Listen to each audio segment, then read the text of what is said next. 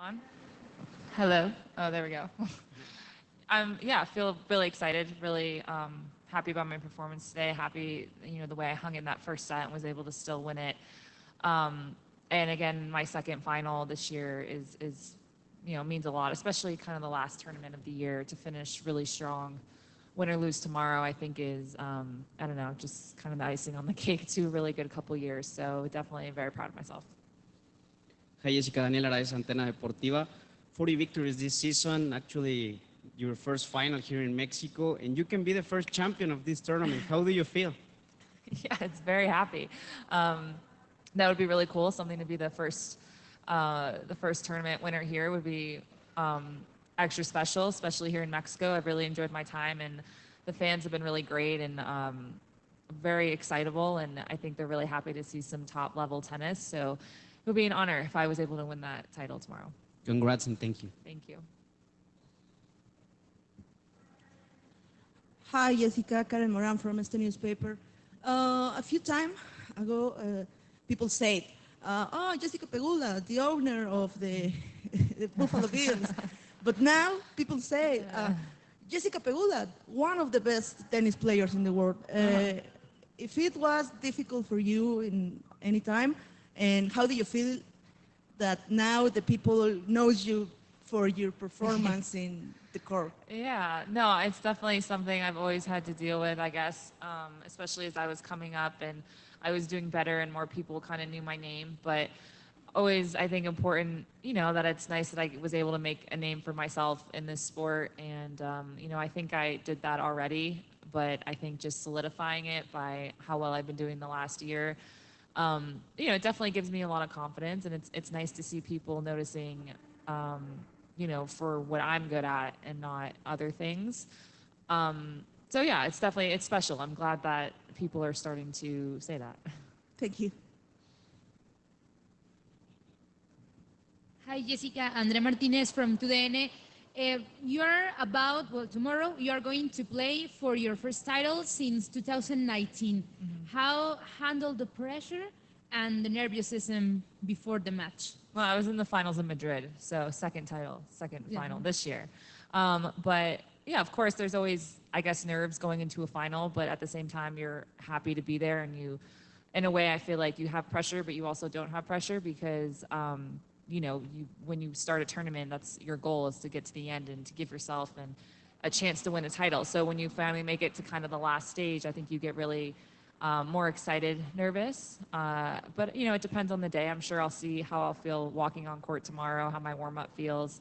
But I think in the end, it's all good nerves. It's something that it's okay happening because it means I'm in a final and I'm in a good position to win. So definitely try to look at it as more of a positive pressure than anything negative.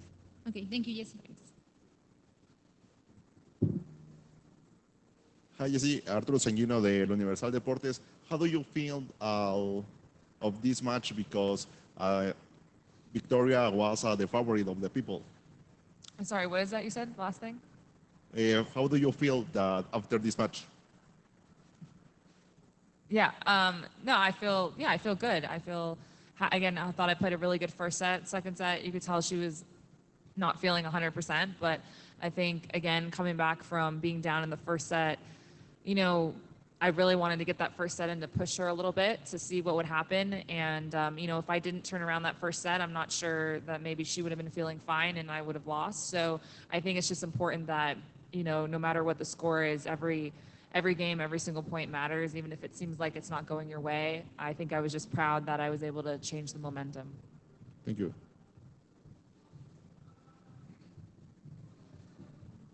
Hey, Jessica, congrats.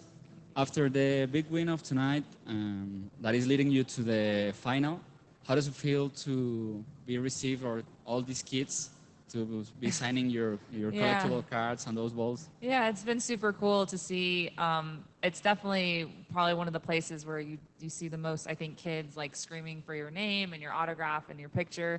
So that's been really sweet. I mean, it's always fun for me as a player to sign autographs and take pictures because I was always, the same kid that wanted autographs and pictures when I was younger. And you never know who those people might be. Maybe they'll become a really good tennis player one day, and it's a fun story that they get to have. So definitely very rewarding to see all the kids, you know, wanting your picture, and they're really cute too. So it's hard to say no. And one thing, your rival is right next to us here at the stadium. We don't know who will be, Yeah. but whomever wins tonight, what would you say to your rival? What would I say? Yes. I would say, I don't know, good luck. Let's have fun, I guess. I guess it would be something like that. Again, it would be our first, whoever, it would be the person's first 1,000 title. So I think that's always a special moment. So I would just say, yeah, good luck and let's have fun. Appreciate it. Thank you. Thanks.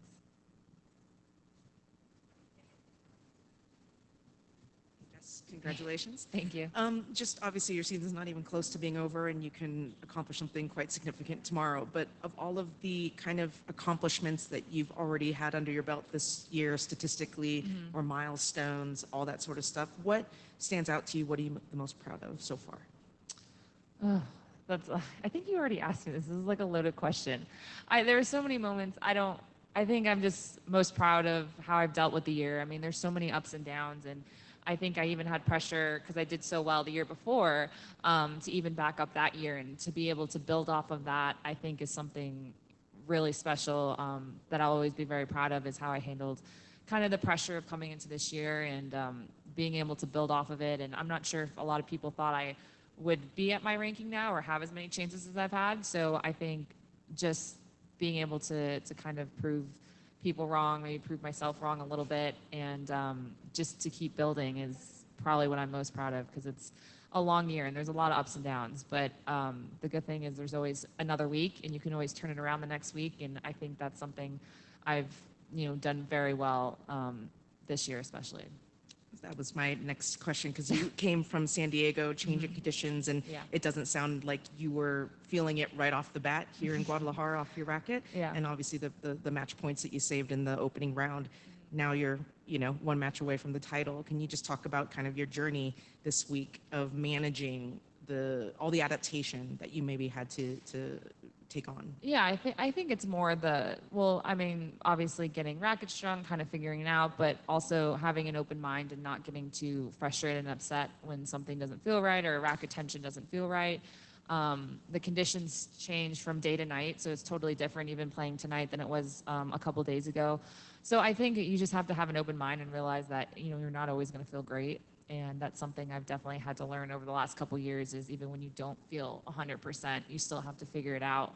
And, I think I've realized that I'm good enough where I don't need to feel 100% to win these matches. And that gives you a lot of confidence, especially on the days that don't feel well. So, yeah, I think it's just really mental mindset, dealing with all the different changes and learning how to adapt.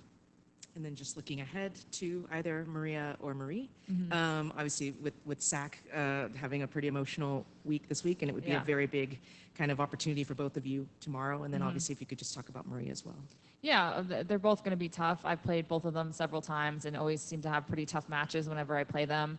Obviously Maria, I think, has gained a lot of confidence this week, because I know she's kind of had an up and down year, but like she said herself, she still considers herself a top 10 player, and I think that's true, especially when she's playing well. And it just goes to show you that she still obviously is at that level. So kudos to her for stepping up this week when she had to, and that's going to give her a lot of confidence. So if I play her, that's going to be a tough match, knowing that she has that confidence coming in here. And then with Marie, I mean, she's just always just tough. Like, there's no other way to put it. She's going to make you win the match no matter what. I've had some really tough matches with her, really long matches with her. So I'm definitely going to be prepared for that. And I know she's just a really happy-go-lucky person and has such a great attitude all the time. And I think, she's going to be happy no matter what, which always makes it tough to play because she's always so positive. So on that side of things, she's just going to make you earn it for sure. So either way, I'll look for a tough match, but hopefully I can take the title. Cool. Thank you. Thank you.